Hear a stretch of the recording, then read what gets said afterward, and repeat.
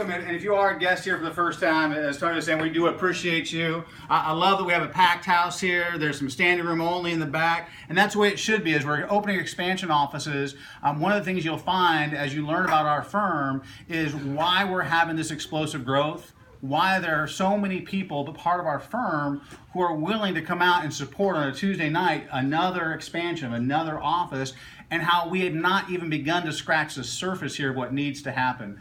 Before I get into the whole company side of it, though, I'm a big fan of watching people. Any people watchers in the room, like you go to the airport or the parks, you kind of watch people. It turns out you can learn a lot about people by watching them. There's physiology experts who watch and learn about just body movement, that type of thing. And we've actually identified a few characteristics, as Tony was talking about. And there's a little exercise we're going to do that kind of helps you kind of fit into a couple categories here. So what I want you to do is, if you have a pen or anything, put it out, put it down, kind of open your hands up.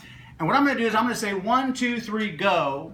And when I say go, I'm going to want you to clap your hands together. And when you clap your hands, don't clap wildly. You'll do that at the very end, right? But you're just going to clap your hands together and just kind of leave them together however they just naturally come together.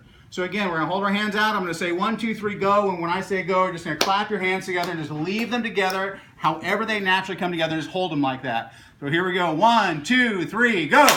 Look at your hands. Those of you who have your left thumb over the right thumb, the left thumb over the right thumb, these are the financially adept people already in the room. They understand how finances work. It just comes natural to them. If you are a right thumb over the left thumb person, or right thumb over the these are the thinkers in the room, the highly intelligent people, the really smart ones, right?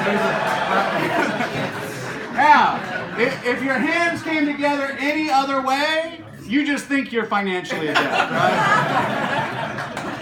So what do? As a company, I get asked a lot, what does Transamerica, what does WFG do? I mean, our firm is a company that is owned by Transamerica. Transamerica, if you've ever been out in San Francisco, you've seen the big pointy building that was just on there. Let me back up one slide here. Maybe. There we go. So, Transamerica building out in San Francisco, if you've ever seen any movie filmed in San Francisco, they always have the Golden Gate Bridge and the Transamerica building as part of those highlights on those films. And in fact, in the last Mission Impossible movie, a missile came along and kind of clipped the edge of it, right? Didn't knock it down, just kind of clipped the edge of it, so we're good. And then, in the last Star Trek movie, they actually crashed the USS Enterprise at the base of the Transamerica building. So it's good to know we'll be here in the future. Bad. But really, guys, 100-year-old company, been around for over 100 years. The Golden Gate Bridge, funded with money from Transamerica. Disneyland, without us, there is no happiest place on earth. And I'm not saying to impress you, but just impress upon you, strong, stable company, been around a long time.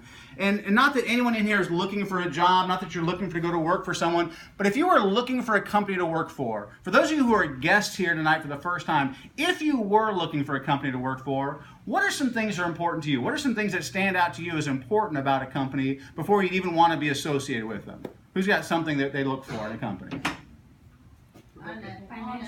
Honesty and integrity? Yes. How many of you agree with that? Having a company that deals honestly with integrity with their customers, right? Guys, my mom passed away of cancer about 2 years ago. She was a smoker her entire life, and I don't hold anything against any smokers in the room. My brother's still a smoker, right? But I personally couldn't go to work for Big Tobacco, right? I couldn't look myself in the mirror and feel good about what I was doing if I was marketing a product that at the end of the day I knew was killing my clients. That would be a hard thing for me to actually, not a hard thing, it just would be impossible. I wouldn't be able to do that. And again, no offense to anybody in here who's a smoker, that's a personal choice. I'm just saying I have to feel good about what I do. The honesty and integrity part of what you do is incredibly important to me as well. What else? What else besides honesty and integrity? What's important? Financially stable. Financially stable company, a company that's made it through the ups and downs of the market turns and still standing, right? There's a lot of companies that over the years in 2002 and 2008 that had to shut their doors. Some of you may have been part of those companies, right? That had to have the layoffs or the reduction in force or they moved people overseas, right? Transamerica, 100-year-old company, never had a reduction in force, never had a layoff, right? Phenomenal stability through all the ups and downs of the marketplace. Very, very important as well. Anything else? What else is important in a position? If you're looking at a company to work for, what do you want them to have? Care about families. I'm sorry, families and? God. So the fact that you can actually have your faith and be able to talk about it, that's something you can't do in a lot of corporate positions anymore, right? Families, and back to the family side of it, being able to actually take care of families, not only your family, but the families of the people you come in contact with.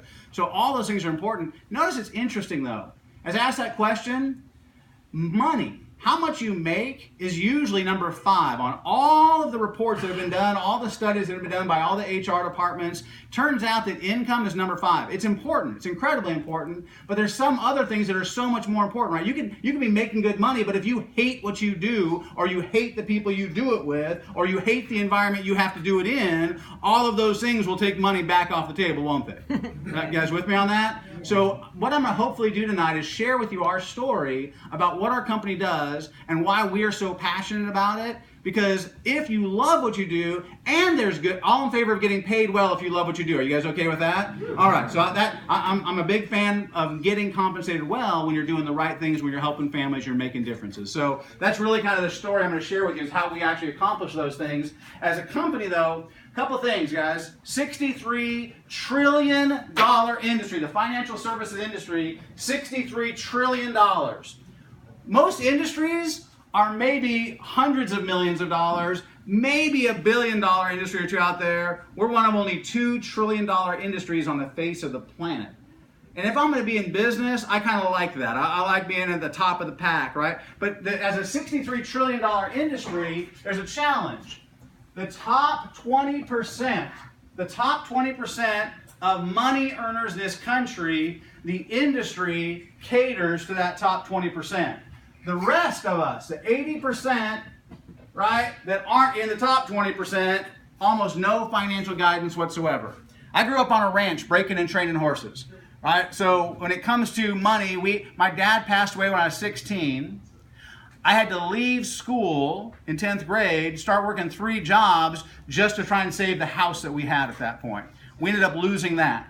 So I don't come from money. I come from no money, right? Whatever, lack of money. Now that's not to say my mom, very loving woman, but just didn't have the financial wherewithal, and my dad had no protection, no coverage in place, so when he passed away, there was nothing to pass on to the family. And yet, when I got into corporate America, it turns out that breaking and training horses, training livestock, and training people, there's a lot of similarities in those two things, right? If you catch people doing good things and recognize it, give them a sugar cube every now and then, right? If you make sure you give guidance and be consistent on that guidance and help them do the right things, next thing you know, in corporate America, I was able to get some results for these companies, and Microsoft, Orbitz, Oracle, Hewlett-Packard all brought me in to revamp training programs, executive leadership programs. So as I go through what I'm about to talk to with our firm, you're talking to someone who doesn't have the college background, doesn't have the degrees, didn't come from money, and yet, once I got into corporate America and I was able to get those results, I was moved into these executive roles. And the first time I was moved into an executive position, the company put out a press release. Kevin McGinnis promoted to VP.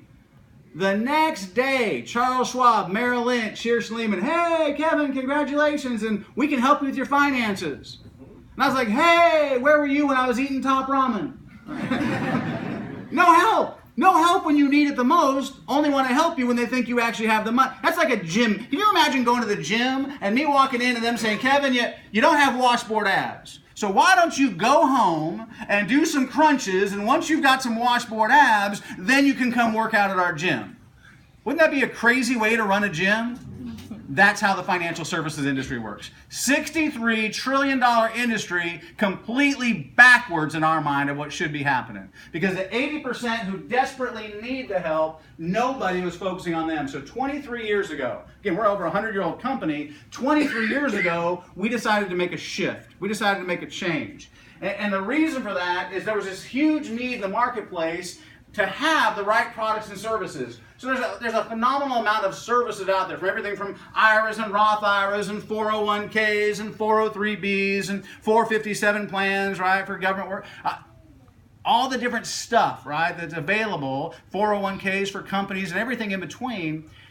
The challenge, though, is most of you, if you even have these products, you have one person who kind of did your mortgage, you have another person who maybe it was an HR person that set up some group benefits at work, right? You've got another person who sold you some insurance sometime, right? But you've never had anyone sit down and kind of look at all those things together and build a financial game plan.